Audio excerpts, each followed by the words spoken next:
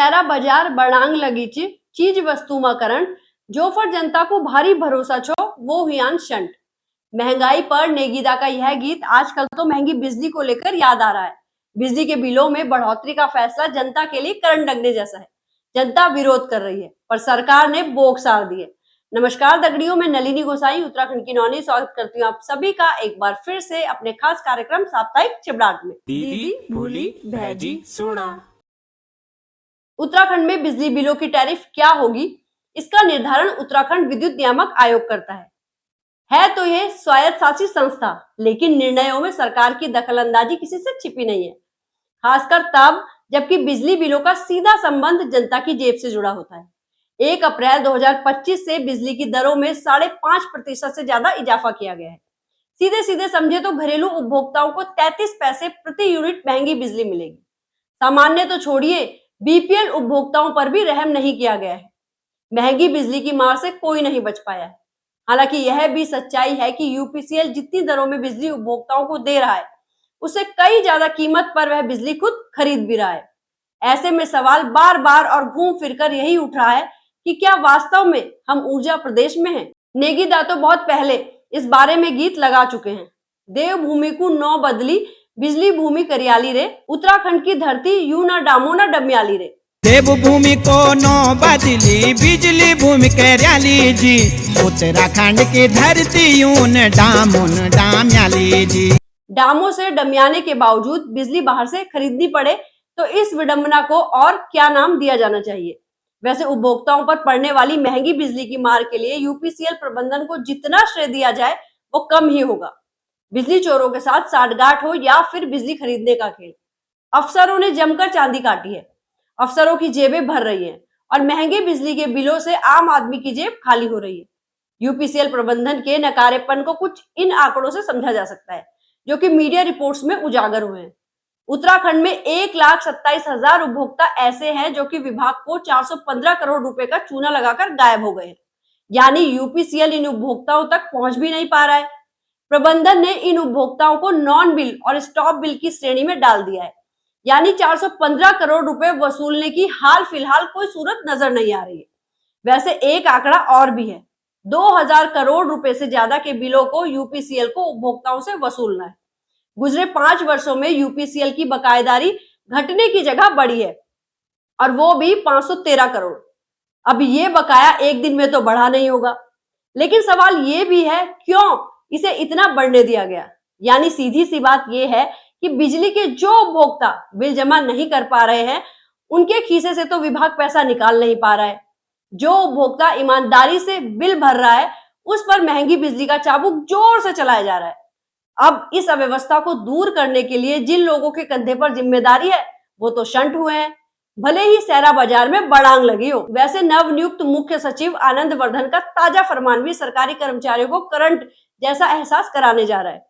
सभी विभागों में 1 मई से बायोमेट्रिक हाजिरी को सुनिश्चित करने के लिए मुख्य सचिव ने कमर कस ली है।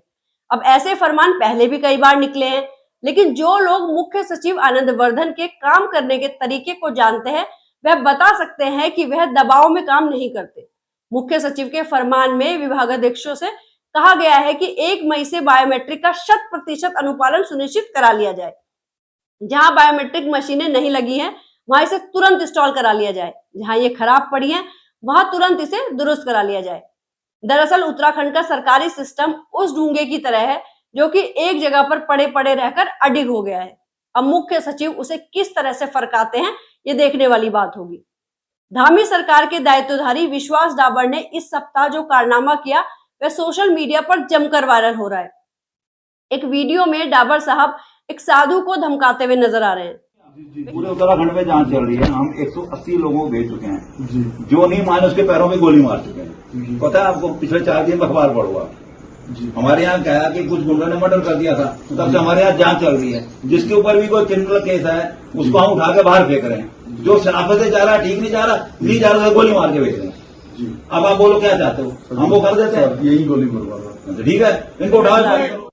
वे कह रहे हैं कि हम तो अब अपराधियों के सीधे पैर में गोली मार रहे हैं। इसका मतलब ना कोई कोर्ट, ना कचहरी और ना ही कोई कानून, सरकार ही सब कुछ है।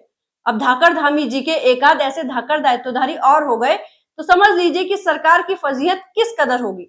सोशल मीडिया पर भले ही इस मामले में सरकार की खूब घेराबंदी हो रही हो, लेकिन शंट रहने का सिलसिला यहां भी जारी है।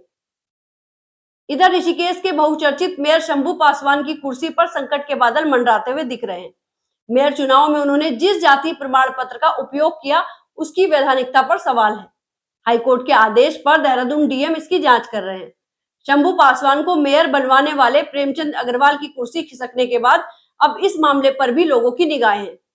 शंभू पासवान की जिकुड़ी धकधियाड़ कर रही है, तो उनके विरोधियों की यही इच्छा है कि कुर्सी खिसके तो उनकी जिकुड़ी को सैल पड़े। बहरहाल जांच की आंच शंभू पासवान तक पहुंचकर क्या गुल खिलाएगी, इसके लिए थोड़ा इंतजार करना होगा।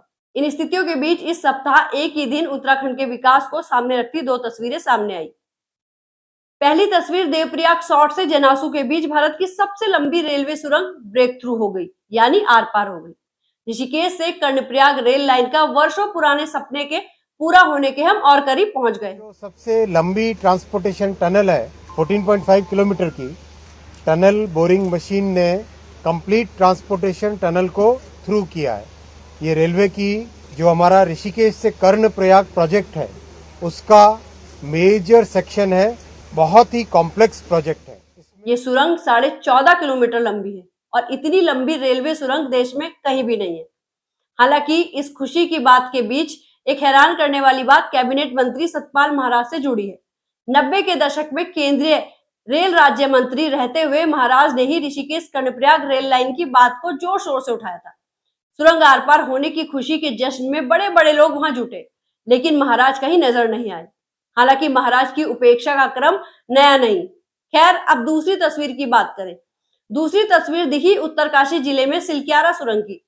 4.5 किलोमीटर लंबी ये सुरंग भी आर पार हो गई। इसके बाद गंगोत्री और यमुनोत्री धामों के बीच की दूरी करीब 26 किलोमीटर कम हो जाएगी। ये सुरंग वर्ष 2023 में देश दुनिया में उस वक्त चर्चित हो गई थी जब इसके अंदर 47 मजदूर फंस गए थे। तब 17 दिन के रेस्क्यू अभियान के बाद सभी को सकुशल बाहर निकाल लिया गया था। अब बात चारधाम यात्रा की। उत्तराखंड की चारधाम यात्रा के लिए अब चंद दिन शेष रह गए हैं।